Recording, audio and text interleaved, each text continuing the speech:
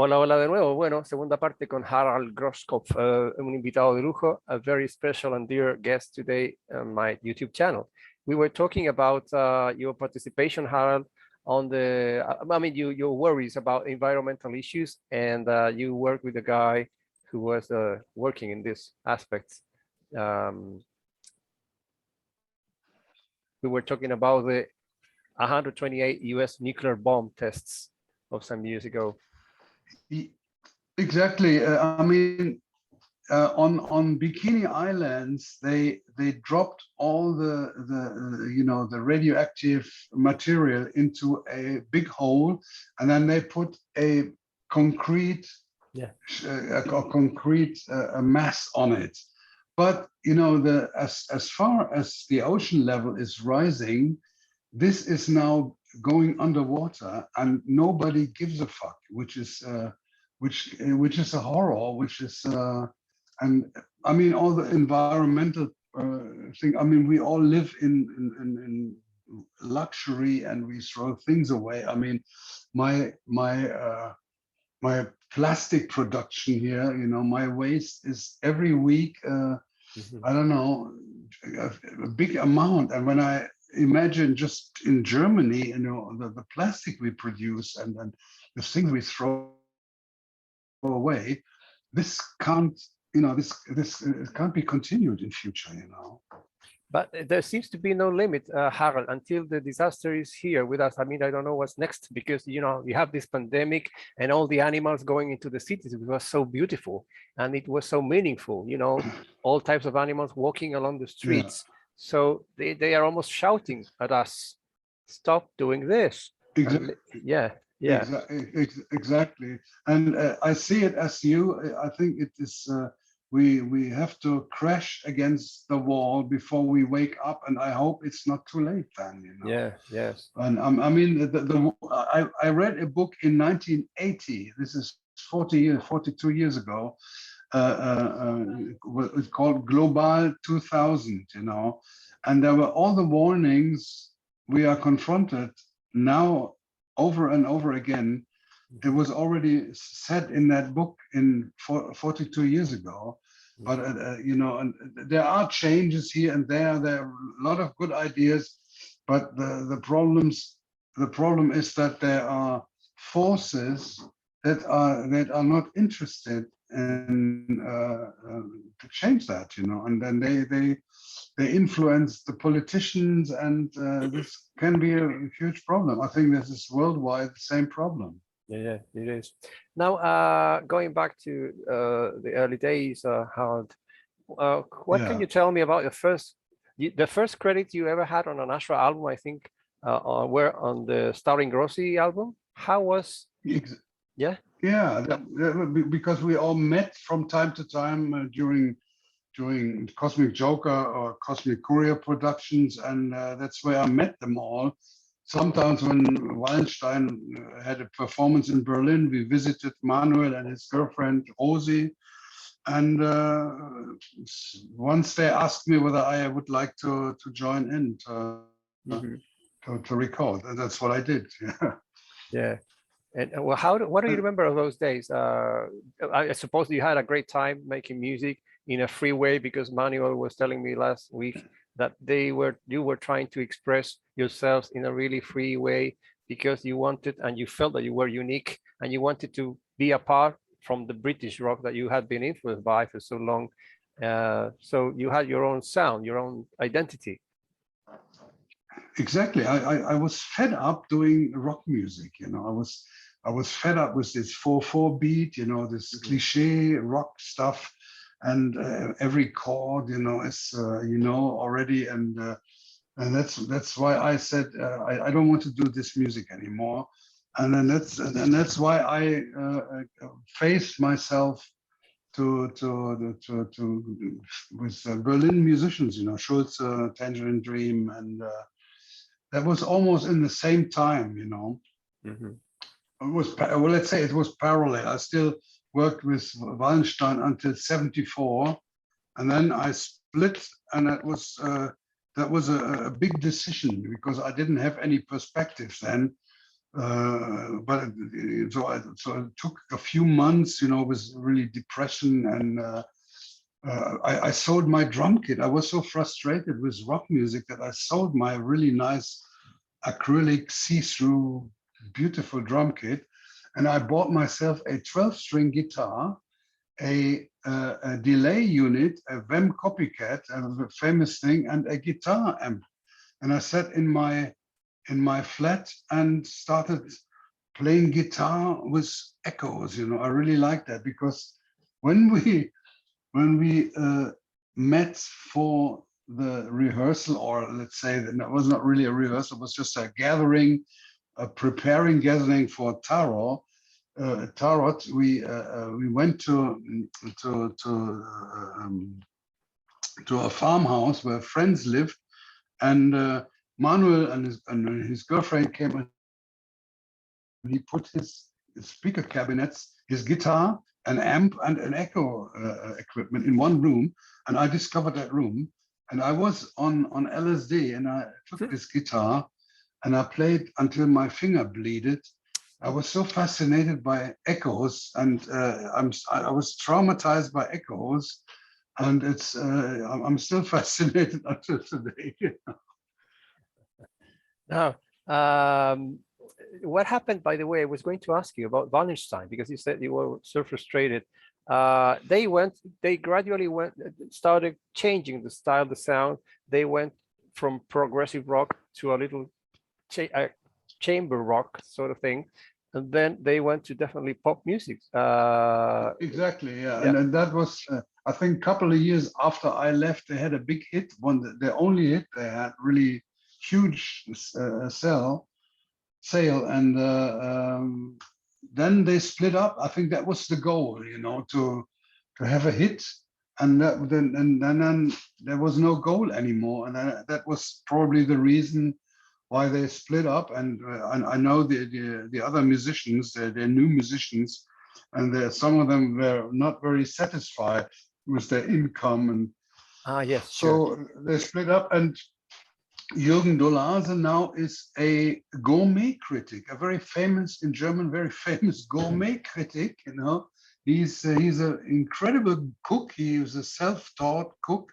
He's very creative, and he's writing for famous cooking magazines. And I don't know, that's a big change in his life. He said he's making more money with his critics and eating and stuff than he ever made with music. Now, how has the bonding among the Ashra members evolved since then? I know that you are very close to Manuel, and you have this guy, Steve Baltis, is the name, right? Oh, yes, Steve. That was when I went away from Berlin to work with Udo. Udo was involved with Karl Lagerfeld and laser shows, and that was the goal. That's why I came back to the Western Germany and left Berlin. And in those times, somebody said, "Oh, there's a little studio in this town where I lived." And it was Mönchengladbach, you know, the famous football club. And this guy said, "There's a studio," and so I found, it was interesting, a little studio, and the guy, he knew me. That was Steve, and we immediately became friends. We had a very nice conversation, and he was very much involved in techno and Goa and trance music, and that was for me a very new field. And he showed me very, very nice new music, which was kind of, that's what I knew then. That was very much influenced by electronic music from Berlin, you know, the electronic music, the EM scene. And I didn't know that techno was very much involved, or, you know, it was very much founded on our electronic music. And so Manuel called me and said, "Hey, I have a gig in Japan. Would you like to?" I said, "Oh, Japan, sure, great." And then I thought, we can't do it the way we did it in the end of the 70s, where Manuel operated from one music piece to the other. He had to operate the sequencer and the tuning. it took sometimes 3, 4, 5 minutes before we were able to start the next number. And I thought, this will not work in these days. And I knew that Steve was a very, very good musician, and he had a very good feeling for sounds and sampling, and his technical skills were great. And I asked him, would you like to work with Ashra? And so I introduced him to Manuel, and they immediately liked each other. And he did all the sampling work. He sampled all the basic sequences, and so we could, in Japan, improvise as in the olden days on stage, and it was much better than ever. You know, it sounded great. It was so much fun. It was, and there weren't these long breaks in between, and we performed four gigs in Japan in 1997. And then comes this other project, Sunya Beat. I don't know why I got a copy of this. I think that maybe Manuel must have sent it to me when I was at Futuro FM, and I'm sure I play one track from this album. Okay. What do you remember? Yeah, what do you remember about this? Yeah. This is, I wanted to do another solo album, and I didn't have the equipment in those times. And when I met Axel Heilhecker in his studio via another friend, and he said, okay, I produce your solo album, because I didn't have a studio. And I said, oh, nice studio. And then in the end, he liked it, and then he started performing guitar, and then that's why this album was not really a solo album. It came out as a cooperation with Axel, and this cooperation is lasting already 25 years, you know. Do you hear me? I can't hear you. Hello, can you hear me? Sorry, yeah, now you can hear me. Yeah. Yes, okay. Now I was asking you if you still play. I mean, not these days, these pandemic days, but do you still play around with them? Yeah, I mean, he's living around the corner, and next week we'll work on new material. We have a live performance in December, and hopefully it will work. Even the pandemic actually is rising in Germany, but we are vaccinated, and many people are vaccinated here, so I hope it will work. Yeah, it's racing here as well, but because people think that because of the vaccination, they can go to the beach and to discos and dance together, and they are not respecting. The social distance is forgotten almost in some cases. Yeah, it's quite tricky situation, I guess. Now it's tricky, but I really miss performing, and I hope next year, I think this will be the last wave. Either the people who are not vaccinated will be vaccinated until then, or I don't know, being immune by having the infection. Yes. This should, Harald, did you ever consider forming a rock band yourself? No, not really, no, because after 1974, I was no, not a rock band. We started to regain with Lutz Ulbrich agitation free in the 80s. In the late 70s it was, but it didn't work. I mean, Lutz was very confused together with Nico. And Nico was a heroin addict, and then it was a very hard time. It just didn't work for some reason. It was very unreliable, and thank God Lutz later was freed of his addiction, and he's doing his own music, completely different music, acoustic music, folk music, and completely different music. Now I have two names for you. Maybe you can comment on something about them. Rolf Ulrich Kaiser. We were talking about him a few minutes ago. about the labels OR, Pills, and Cosmic Couriers. Would you say that he in some way gave you, the musicians, difficult times? I read some things that there was some trouble in the administration of the music and everything. Well, in the beginning, I mean, he was always kind, you know, he was always, on the other hand, he was the guy who discovered all that, you know, and he Yes. supported that in times when nobody wanted to listen to that stuff, you know. And but in the end, you know, maybe of dropping too much LSD, they kind of got insane and had ideas that couldn't be realized, and there was not very much money involved. And so in the end, he was trying to push us to sign contracts that you really couldn't sign because the conditions were really bad. So and then Tender and Dream were the first to split and went to Virgin Records, and then Klaus Schulze and Ashra, they all went to Virgin Records and got huge amounts of advances, and so that's why Ashra benefited from these advance monies, you know. And Wallenstein also, I didn't care anymore. I think they split after I split much later. And they had a good they had good promotion, I guess. Ashra. They had good idea, had very good ideas, you know. I mean, he once had the idea to hire a train, a luxury bar, just a wagon with a bar from Cologne to Munich and back. And on the way, they invited journalists and you know, gave them food and stuff. And that was a great promotion. It was very effective. So he had great ideas. And excuse me, I have to get a drink. No problem.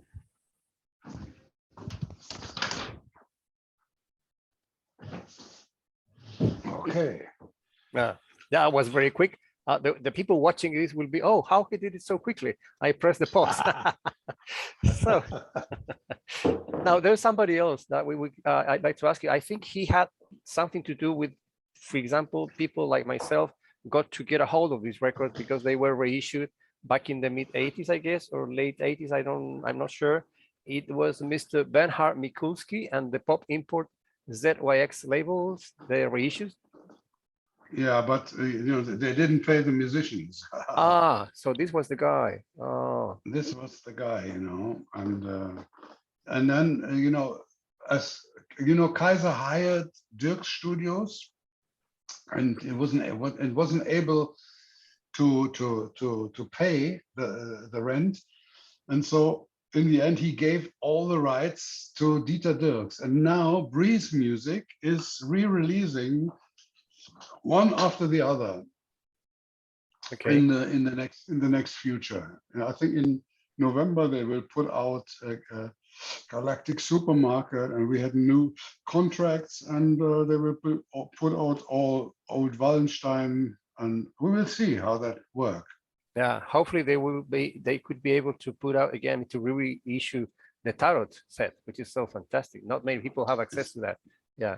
They will definitely will do that. I don't know when, but they will do that. Now, Harald, what can you say? I wouldn't like to forget the chance to ask you about Edgar Froese and Peter Baumann and Chris Franke, your memories of those days when you were with them, or you got to know them.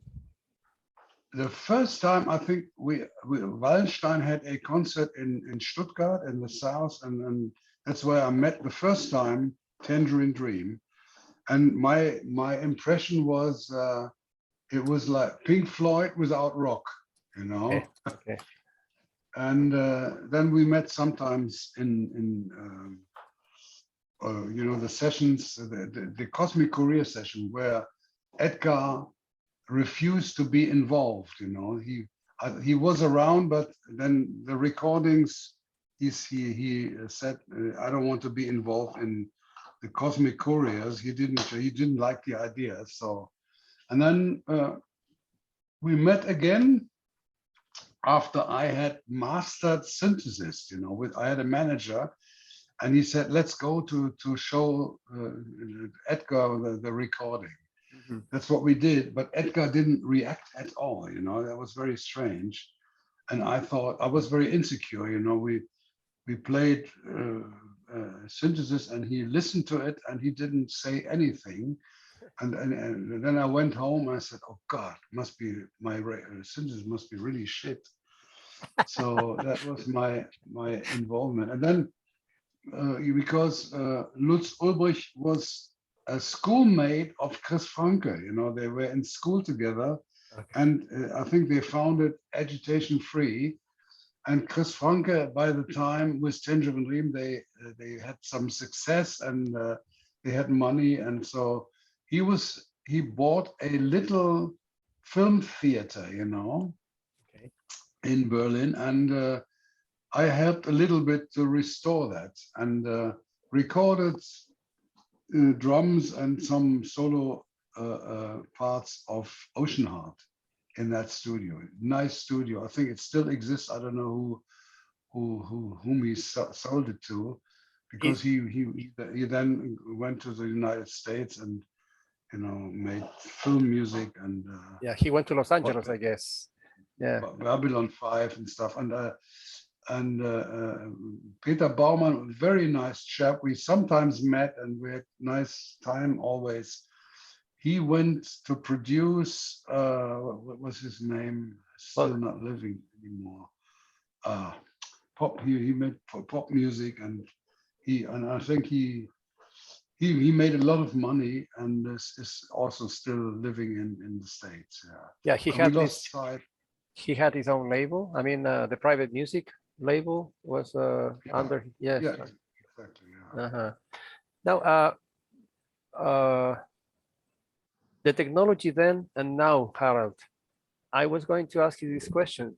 Don't musicians become a little bit trapped in technology, while in the past your search of your own way was harder but more authentic? Please don't take me wrong. I mean, I ask this out of my ignorance. I'm not a musician. So I never had to write any piece of music. Well, in those times, synthesizers and were really, state of the art. Yes. Ah, okay. And in these days, there is a revival of analog equipment. Analog. The whole world is building analog equipment, authentical, copied from Moog and on other companies. And I'm not on that trip, because I think it's I don't like trends, because you have an incredible nice machine, but when it sounds like 30 or 40 years ago, from my point of view, it's boring. I think there's always creative potential in young people that find, even with this incredible amount of information technique in these days, to find their own way to be creative with that. Like I remember, people, in the Black community with mouth beats and stuff like that. Young people will always find their own way, but the mainstream always will copy and repeat and repeat and repeat the same stuff over and over. And so I'm looking for inspiration, music that inspires me. And I really like when somebody has an original idea, that can touch me, and combined with a great feeling. That's what art is. That is what it's all about from my point of view. Are you or you have any plans of producing anyone in oh, sorry, where in Germany are you now? I didn't ask you that before. Near Cologne. I Okay. don't know whether you're keen with the map. It's Berlin on the right side in the east, and Cologne or near Cologne is on the very opposite, near the Netherlands and near France. Are you considering producing some young musicians maybe? No, sometimes I have plans. It depends. I'm not searching for that. If there is like with Paul, I really would like to do something, but I'm afraid that he is involved now with Tangerine Dream, and they will next year. I guess their timetable will be full, and that would be a good thing to work with these guys together. But I'm not searching Mhm. for a cooperation. I'm working on my own music, and I don't have any pressure at all, you know. So, but Okay. I'm working constantly on music. So that is my daily food, you know. Yeah, yeah. Now, what about the duality, Harold, the duality of drums and synthesizers? Which one fits your satisfaction better as a performer and or composer? Do you feel more at ease in one scenario or the other? Well, you know, I'm an old man already. I'm 72 years old, and my physical condition, like Yes. for 10 years ago or 30 years ago, is not.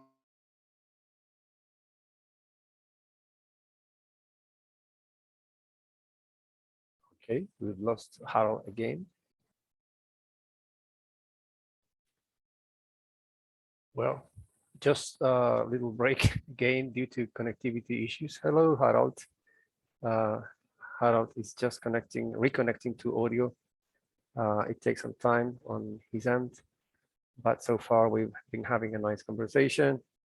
Hope you've been enjoying all his memories and special information he's been revealing to us. So let's see what happens now. We were talking with Harald about the duality of drums and synthesizers and which format fits his satisfaction better as a performer and composer. Let's see what he has to do about it. We're going to wait for a few seconds then.